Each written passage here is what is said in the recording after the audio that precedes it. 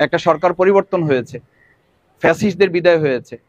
আমরা তো এটা এখনো লক্ষ্য করছি, পত্রপত্রিকায় দেখছি যে আমাদের রাস্তায় সরকারি গাছে নাম লিখে দিয়ে সেই গাছগুলো রাজনৈতিক শক্তি প্রয়োগ করে সেই গাছগুলো কেটে ফেলা হচ্ছে।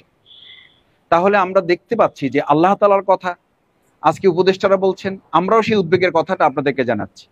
যেখানে গাছ লাগিয়ে আমাদের ভারসাম্য রক্ষা করার কথা, সেখানে অন্যায়ভাবে অবৈধভাবে এই গাছ কেটে কেটে আমরা আমাদের সব জায়গাগুলোকে ভারসাম্যহীন করে ফেলছি। বাংলাদেশ জামাত ইসলামী সকলের প্রতি আহ্বান জানায়, আসুন, আপনি 5টা গাছ কাটবেন, তার আগে তো 20টা গাছ লাগানোর উদ্যোগ আমাদেরকে নিতে হবে।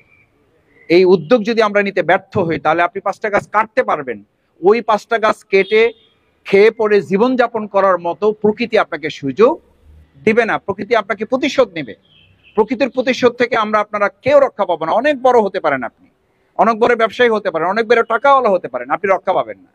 দ্বিতীয় কথা হচ্ছে, প্রকৃতির এই যে বিরাট আয়োজন, এই আয়োজনের মধ্যে আল্লাহ তাআলা মানুষের সামগ্রিক উপকারিতা রেখেছেন।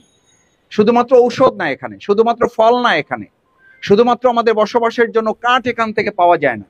এর বাইরেও সুস্বাস্থ্যের জন্য, আমাদের নিজেদের সুসংগঠিত করার জন্য, সুন্দর মানবিকতা তৈরি করার জন্য এবং সুন্দর মানসিকতা বিনির্মাণের জন্য এই প্রাকৃতিক ভারসাম্য রক্ষা করাটা আমাদের জন্য একটা অনিবার্য অনুষঙ্গ। আমি এটা লক্ষ্য করি যে আসলে আমাদের প্রাকৃতিক ভারসাম্য রক্ষার জন্য আগে আমাদের রাজনৈতিক শক্তির ভারসাম্য প্রয়োজন। এই রাজনৈতিক শক্তির ভারসাম্য না থাকার কারণে একটা দল বা কেউ তার শক্তি প্রয়োগ করে সে নদী দখল করে ফেলছে, সে তার শক্তি প্রয়োগ করে একটা বন দখল করে ফেলছে, একটা রাস্তা দখল করে ফেলতেছে, একটা নদীর অংশ দখল করে ফেলতেছে। সেই জন্য আমি মনে করি আমাদের প্রকৃতিতে যেমন ভারসাম্য প্রয়োজন, আমাদের রাজনীতিতেও ভারসাম্য প্রয়োজন।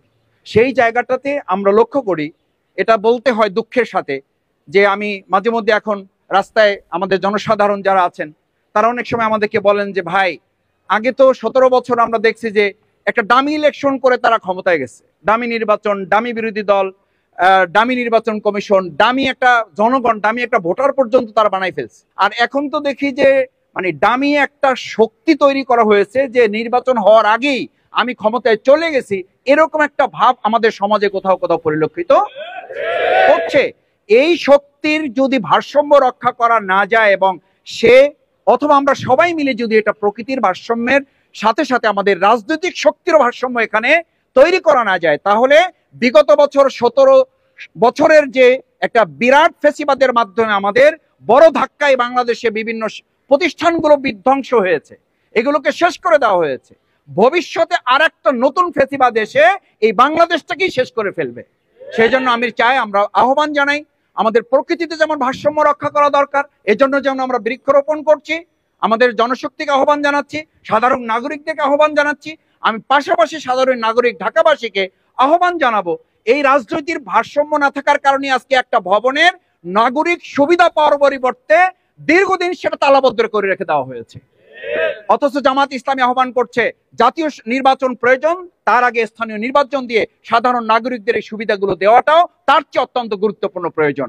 আমি আহ্বান জানাই, আসুন আমরা আমাদের এই প্রকৃতির ভারসাম্য রক্ষার প্রয়োজনে আমাদের রাজনৈতিক শক্তিগুলোর মধ্যেও ভারসাম্যটা, আমাদের সম্মানটা, আমাদের শ্রদ্ধাটা, সহনশীলতা, পরস্পরের প্রতি মর্যাদার জায়গাটা যদি তৈরি করতে পারি, তাহলে সম্মিলিতভাবে আমরা রাজনৈতিক ভারসাম্য রক্ষা করতে পারলেই আমি মনে করি সবাই মিলে আমরা প্রকৃতিতেও একটা ভারসাম্য নিয়ে আসতে সক্ষম হব ইনশাআল্লাহ। সেই প্রত্যাশা ব্যক্ত করে সবাইকে ধন্যবাদ জানিয়ে আমার কথা শেষ করছি।